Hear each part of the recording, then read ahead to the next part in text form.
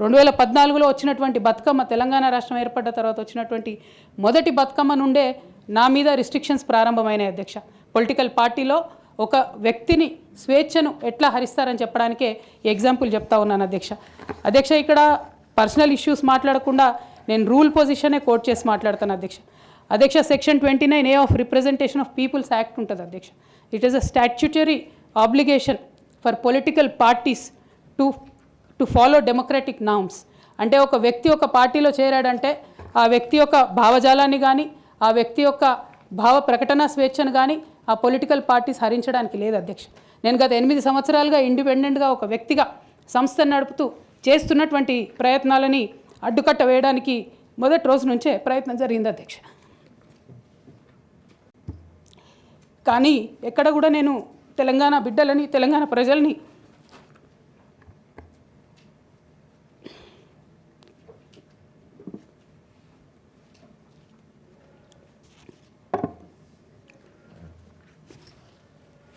వాళ్ళను డిసప్పాయింట్ చేయదు కాబట్టి నవ్వుతూ పనిచేస్తూ వెళ్ళిపోయిన అధ్యక్ష. ఇప్పుడు నా దగ్గరికి ఎప్పుడు పెద్దవాళ్ళు, పైరవికారులు, కాంట్రాక్టర్లు ఎవరు రాలేదు అధ్యక్ష. నేను ఎప్పుడు కూడా పేద ప్రజల మధ్యలోనే ఉండి పనిచేస్తున్నాను అధ్యక్ష. నా దగ్గరికి వచ్చినటువంటి బీడీ కార్మికులు కావచ్చు, బీడీ టేకేదారులు కావచ్చు, అంగన్వాడీ టీచర్లు కావచ్చు, ఆశా వర్కర్లు కావచ్చు, ఐకేపీ ఎంప్లాయీస్ కావచ్చు అధ్యక్ష, అదేవిధంగా జిహెచ్ఎంసీ కార్మికులు కావచ్చు అధ్యక్ష, టీచర్లు కావచ్చు అధ్యక్ష, నిరుద్యోగులు కావచ్చు, ఆడబిడ్డలు కావచ్చు, సింగరేణి ఉద్యోగులు కావచ్చు, కరెంట్ ఎంప్లాయీస్ కావచ్చు, ఎవరు వచ్చినా అధ్యక్ష నేను కాదనకుండా నాకెంత వీలైతే అంత పనిచేసి పెట్టేటటువంటి ప్రయత్నం చేసిన అధ్యక్ష. అయినా సరే అధ్యక్ష, పార్టీ మౌత్ పీసులుగా ఉండేటటువంటి పార్టీ పేపర్లు, పార్టీ ఛానళ్ళు ఏ ఒక్కరు కూడా ఎన్నడూ కూడా మద్దతు ఇవ్వలేదు అధ్యక్ష.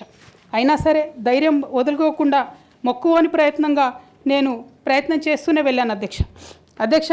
తెలంగాణ రాకముందు, బీఆర్ఎస్ ప్రభుత్వం ఏర్పడకముందు ఒక మాట అనుకున్నాం అధ్యక్ష. కేసీఆర్ గారే పదే ఈ మాట చెప్పారు. ఉమ్మడి రాష్ట్రంలో మనకు కాంట్రాక్ట్ వ్యవస్థ వచ్చింది, మరి కాంట్రాక్ట్ ఎంప్లాయీస్తోని, అవుట్సోర్సింగ్ ఎంప్లాయీస్తోని దేశానికి నష్టం జరుగుతుంది, రాష్ట్రానికి నష్టం జరుగుతుంది, అందరికన్నా ఎక్కువ తెలంగాణ యువకులకు నష్టం జరుగుతుందని చెప్పారు అధ్యక్ష. ఆనాడు వారు సరదాగా ఒక మాట అనేవాళ్ళు, అందరికీ కాంట్రాక్ట్ పోస్ట్ ఉంది, మరి ముఖ్యమంత్రికి కూడా కాంట్రాక్ట్ పోస్ట్ ఉంటుందా అని చెప్పి ప్రశ్నించేవారు అధ్యక్ష. కానీ తెలంగాణ వచ్చిన తర్వాత 10 ఏళ్లలో కూడా కాంట్రాక్ట్ వ్యవస్థను మనం రద్దు చేసుకోలేకపోయినాం అధ్యక్ష. అది కాకుండా అవుట్సోర్సింగ్ ఎంప్లాయీస్, అవుట్సోర్సింగ్ వ్యవస్థను పెంచి పోషిస్తూ పోయినాం అధ్యక్ష. బాధతో, చాలా ఆవేదనతో నేను ఈ మాటలు చెప్తా ఉన్నా అధ్యక్ష. తెలంగాణ సమాజానికి ఏదైతే ప్రశ్నించడం నేర్పించినటువంటి బీఆర్ఎస్ పార్టీ అధ్యక్ష, అంతర్గత వేదికలలో అనేక సందర్భాలలో నేను ప్రశ్నిస్తే అధ్యక్ష నా మీద కక్ష కట్టారు అధ్యక్ష. కేసీఆర్ గారు చుట్టూ ఉన్నటువంటి కొందరు వ్యక్తులు, తప్పక చెప్తున్నాను అధ్యక్ష ఈ మాట, ఎందుకంటే భారతదేశ రాజ్యాంగం ప్రకారం రాజకీయ పార్టీలు ఏవైనా కూడా ప్రజలకు ఒక దిక్సూచిగా నిలవాలి అధ్యక్ష, ప్రజలకు ఒక దారిదీపంగా నిలవాలి. పార్టీలోనే అంతర్గత ప్రజాస్వామ్యం లేకపోతే రాష్ట్రంలో ఎట్లా ప్రజాస్వామ్యం ఉంటుందనే విషయాన్ని కూడా మనందరం గమనించాలి కాబట్టి మాట చెప్తా ఉన్నాను అధ్యక్ష. మరి కక్షగట్టి నన్ను ప్రశ్నించినందుకు పార్టీ నుండి బయటకు పంపించారని చెప్పక తప్పదు అధ్యక్ష. మొదటి సంవత్సరం నుంచే రాష్ట్ర స్థాయి నిర్ణయాలలో ఎక్కడ కూడా నా పాత్ర లేకుండా కట్టుబడి చేసినారు అధ్యక్ష. ఇవాళ ఆనాడు బాధపడ్డా ఇవాళ నేను సంతోషపడతా ఉన్నా అధ్యక్ష. ఎందుకంటే అధ్యక్ష, ధర్నా చౌక్ రద్దు చేయడం అనేటటువంటిది ప్రజాస్వామిక హక్కుల్ని కాలరాయడంలో మొదటి మెత్త అధ్యక్ష.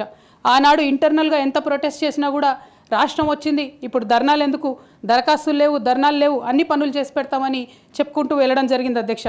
అట్లానే రైతులకు జరిగినటువంటి అక్రమ అరెస్టులు అధ్యక్ష, ఇవాళ ఒక్కొక్క దగ్గర నుంచి రైతులు మాట్లాడుతూ ఉంటే బాధ తట్టుకోలేకపోతున్నాం అధ్యక్ష. అదేవిధంగా పార్టీలో జరుగుతున్నటువంటి అవినీతి అధ్యక్ష, ప్రభుత్వంలో జరుగుతున్నటువంటి అవినీతిని ఎప్పటికప్పుడు నేను వారి దృష్టికి తీసుకెళ్లడం జరిగింది అధ్యక్ష.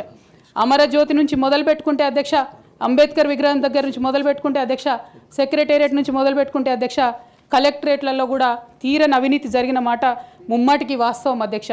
దీనికి పెద్ద ఉదాహరణలు సిద్దిపేట, సిరిసిల్లలో కట్టినటువంటి కలెక్టరేట్లు 2 వచ్చినటువంటి మొదటి వర్షానికే 2 కూడా మునిగిపోయినాయి అధ్యక్ష.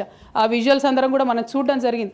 ఇక సిద్దిపేటలో, సిరిసిల్లలో కట్టిన కలెక్టరేట్లకే దిక్కు లేకపోతే మొత్తం రాష్ట్రంలో కట్టినటువంటి అన్ని బిల్డింగ్లు ఎట్లుంటాయన్న విషయాన్ని కూడా ఒకసారి తెలంగాణ ప్రజలు ఆలోచించుకోవాలి అధ్యక్ష.